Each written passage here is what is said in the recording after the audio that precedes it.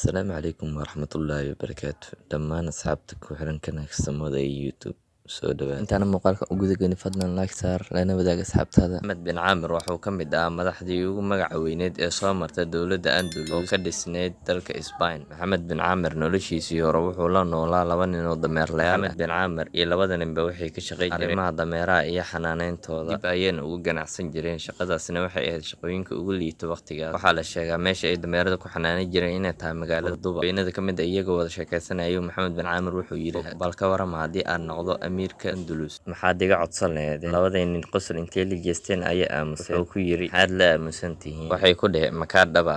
Asna wuxuu ugu jawaabay, waa iga dhab noqonayaa amiirka Andalus. Maxaad iga codsan lahayd? Waxay yiraahdeen nala dhaaf riyada, ma dhacdo meerla ka dalac oo amiir noqo. Su'aashii ayuuna ku celiyey, mid ka mid ayaana wuxuu ugu jawaabay, ma lihid qaab amiir. Su'aashii ayuu ku celiyey, kii ugu horreeyay ayaa yidhi, waxaan ka codsan lahaa haddii aad amiir noqoto weyn oo ah sida qasriga oo kale iyo diinaar oo dahab ah. Maxamed bin Caamir ayaa wuxuu yidhi, maxaad kaloo iga codsanaysaa? Wuxuuna ku jawaabay, wax kale kaama codsan. Qosol ayayna afku furtay.